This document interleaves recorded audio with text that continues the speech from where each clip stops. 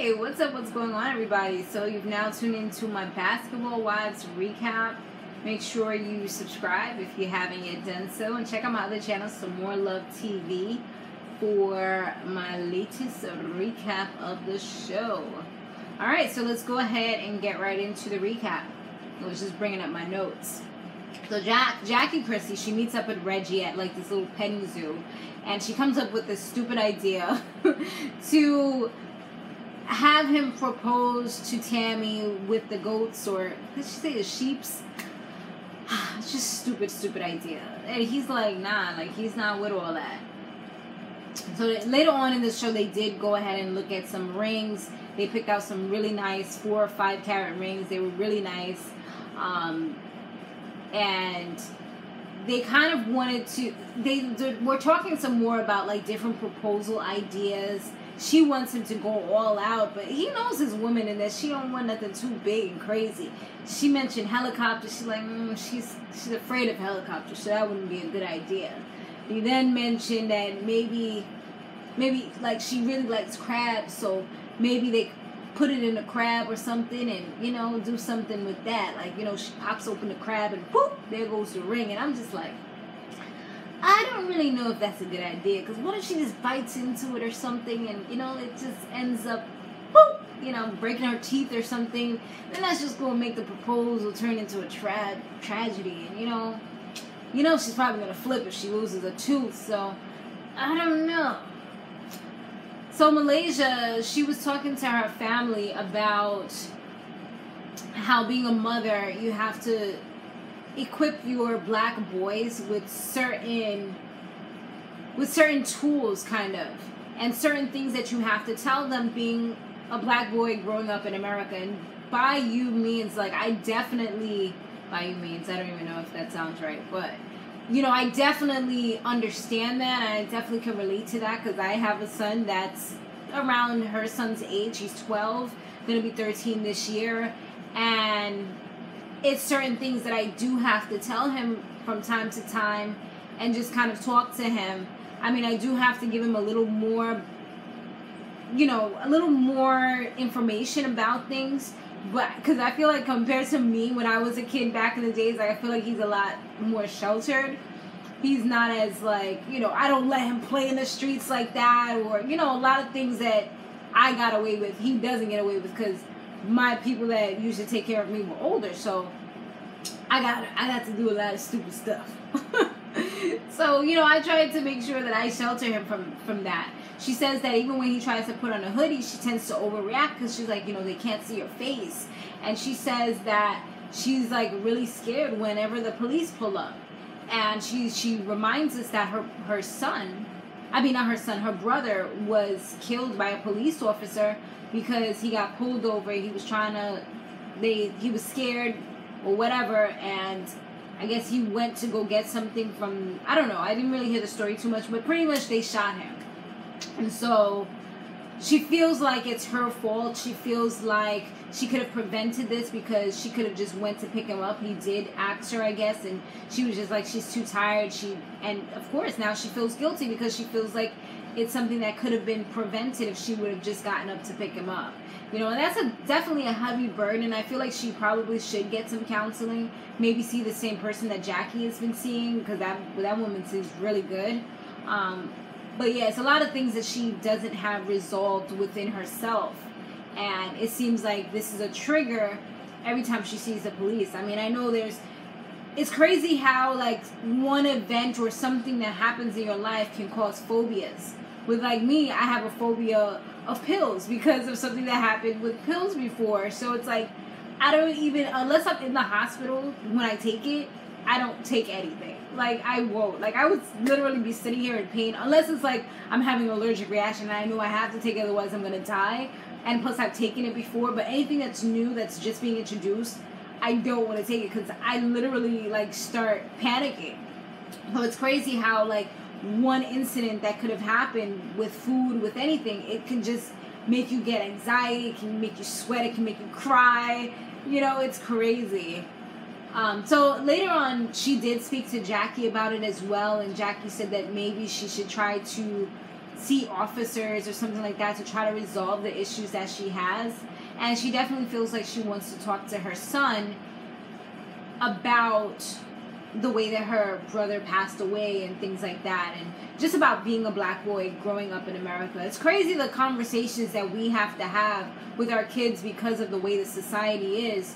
It's like, no one should have to talk to their child about being careful so that they don't die by the hands of law enforcement, or just being careful of the way that they talk to certain people, not putting your hands certain places, having to put your hands up to show that you're not a threat just because of the color of your skin. I mean, it's crazy. It's crazy. Crazy world that we live in, especially for our black men and black boys.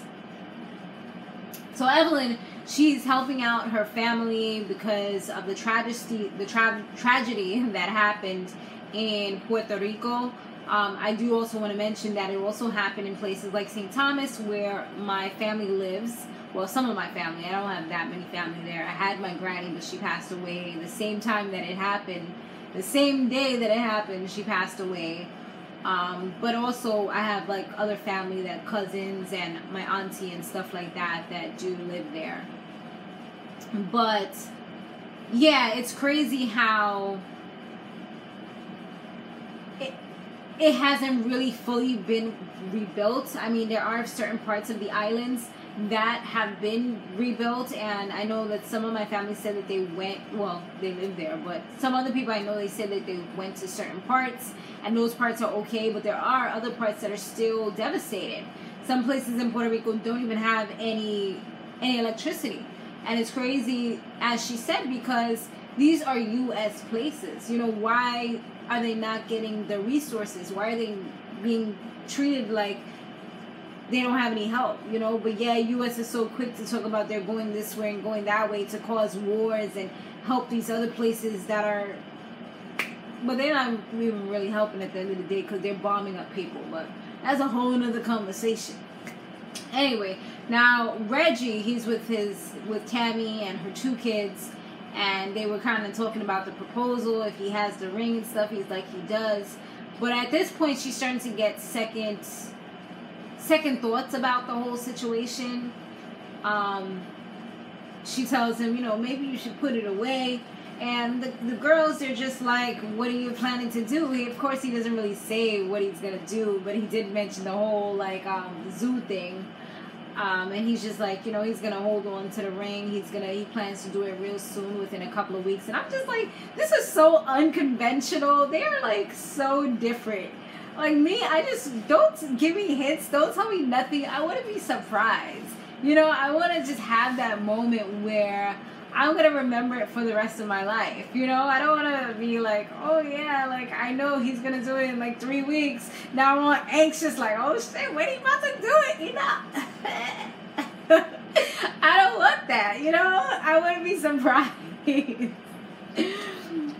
So yeah. So that's what was happening with her.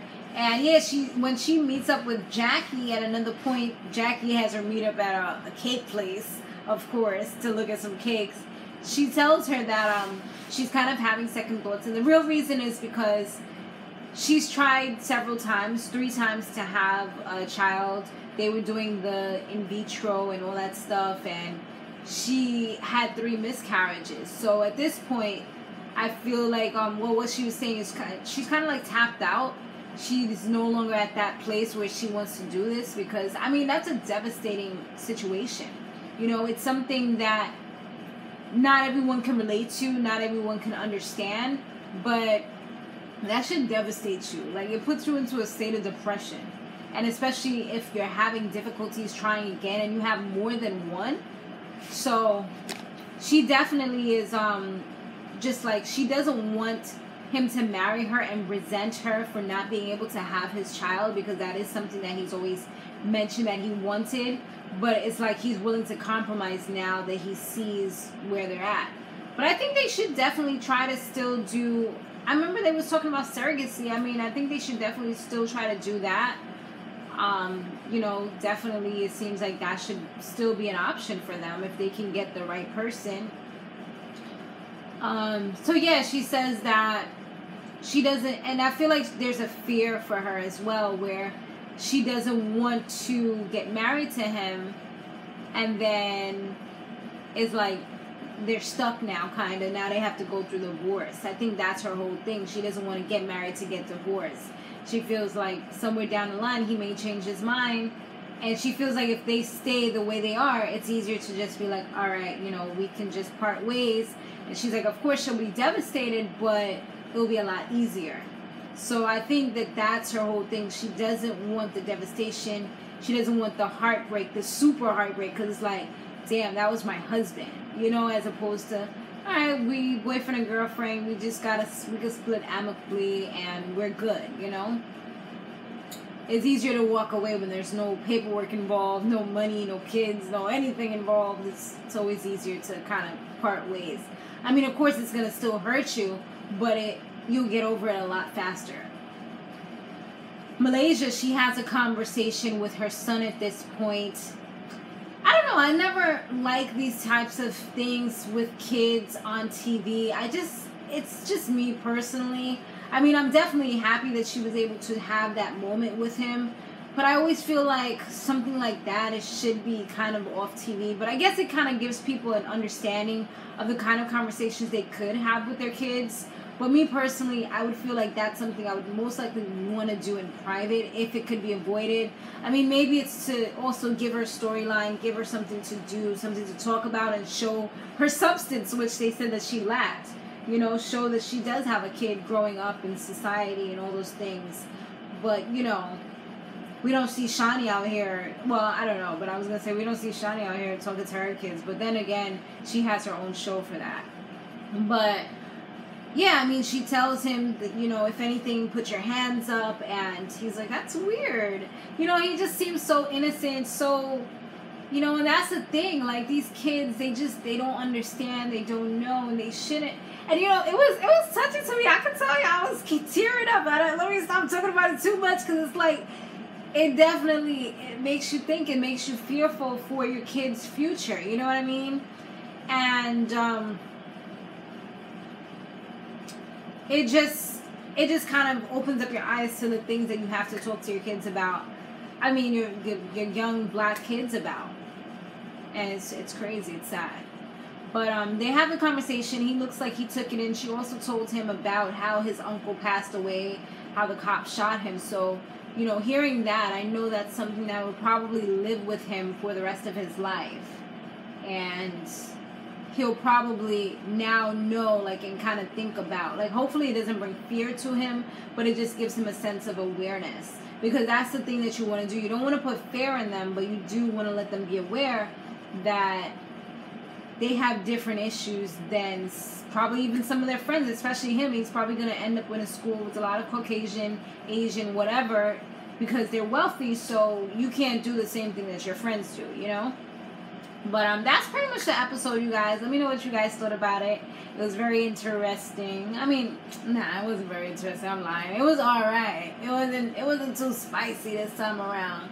It was alright. I mean, like, I'm like, damn, they made us wait a whole extra week for this. Alright, but thanks, guys. Stay fabulous, live free, and soar limitless. I'll see you in the next one.